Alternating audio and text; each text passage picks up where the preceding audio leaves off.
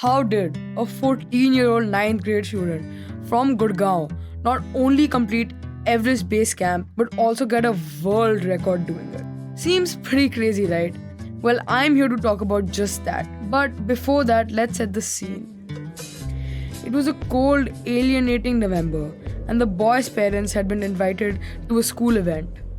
This event was meant to reflect what the school had done in the previous year for all the parents and the students to hear. In this 3-hour long event, the head of the school was talking about how he took about 15 grade 10 students to Everest Base Camp. Here, the boy was in grade 8 with no hope of being selected. But why would he even want to? He had never trekked before and found the idea of sitting at home and playing Fortnite much better. But the boy's dad had other plans. He was at the event, hearing all of this, which led him to talk and inquire more about this trek, since he wanted more details. Why? Because the boy's dad is a very adventurous person. Throw any challenge his way, he will overcome it, and so it made sense that he was interested in doing something like this. Which is when one thing led to another, and in this heated 30-minute car ride home, the father-son duo decided to go for it and they decided to attempt this trek. But why did the kid agree? Why? Because the father said this. Even if you want to do a trek like this, you could never, ever do something even remotely close. And the boy took this at heart. He decided to prove to his dad that he could do any trek, ever, by attempting a 5-day trek during New Year's of 2022. 1 month later at Kedarkantha. Kedarkantha was a very, very new experience for the boy, having never done anything like this before. The only thing fueling the boy was trying to prove his dad wrong and showing him that he could do it. And the 5-day trek went well. Every day he had to trek for about 4 hours, and in 4 days he completed the trek. But on the last day, something happened that the boy would never forget. While he was coming down the mountain, it started snowing. The boy had never ever seen snow before, and it felt like a gift for him, like confetti from the sky. And a couple hours later, the boy completed the trek by reaching back down. And he proved to his father that he could do anything if he wanted to.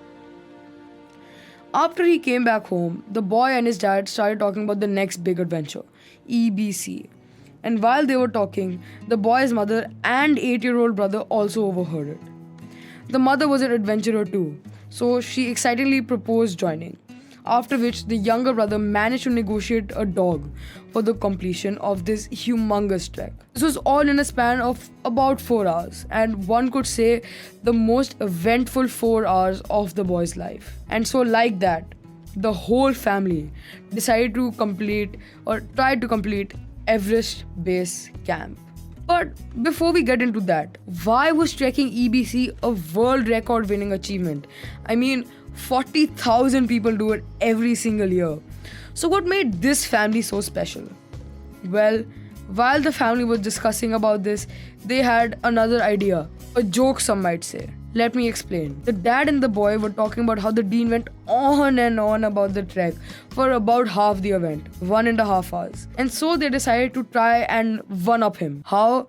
Well, the boy had been learning how to play tabla for about 9 years previously. So they decided to play the tabla, something never done before, on top of Everest Base Camp. And so a joke turned into an idea, which they decided to follow through with. A record-winning idea.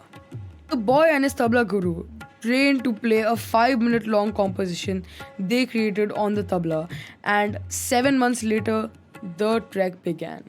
The family landed in Nepal and the next day Kathmandu, where the trek began. On paper, the first day was supposed to be the easiest, but for the family, it was the hardest of the 12 days they were there. On the first day, the younger brother, after only 3 hours of trekking, started crying, and the rest of the family was on the verge of breaking down.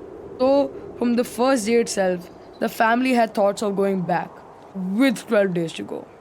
The next 2 days, the boy had to trek for about 17 hours, all uphill, which is about 15 kilometers. And these 2 days, the family had gotten, acclimatized and had found trekking easier, which is how they kept on going. Of course, with the thought of going back looming in the back of their head. The next 2 days, they trekked for 17 hours, completing 17 kilometers. Here, the terrain slightly flattened out, and it was comparatively one of the more easier days for the family. But of course, very, very taxing for them. So much so that the next day they decided to stay back as a sort of a rest day. But they continued again the day after, the best day of them all. This was the day when the family had seen snowfall for the first time. Of course, other than the boy who had only seen it once before on his trek to Kedar Kantha. This snow felt like a gift for the whole family, like the boy had felt before, like confetti from the sky, saying, "Keep on going." It was a sign to continue forward and not to go back. After that, and toughing out the next few days, the final day arrived, and the family was on the brink of completing their first ever trek. But there was one final hurdle. In one of the final hours of the trek, the boy had slipped down a short mountain with glaciers between. But while hanging, the Sherpas that were accompanying them came and had helped the boy get back up. So, after days of trekking, a near death experience, and snowfall, the family had only 1 hour of trekking left, which they completed to finish the trek and also get a world record for playing tabla at the highest altitude ever. The boy used this opportunity to raise money for the Sherpa community for two main reasons. One, because of the recent earthquakes in Nepal, which affected them immensely. And two, because without them, the boy would probably not live to climb another peak. After the trek, the boy was covered in 40 different newspapers and came in the news. This is Adrenaline Funkies, and my name is Shivam Chaudhary, and I am the boy.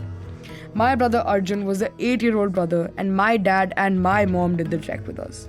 As our whole family attempted such a daring feat and overcame it, I still firmly believe that without the whole family and a dream, this would have 110% not been possible.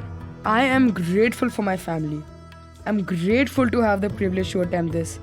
And I'm grateful for my brother's negotiation skills so that we could adopt Everest, our dog at home.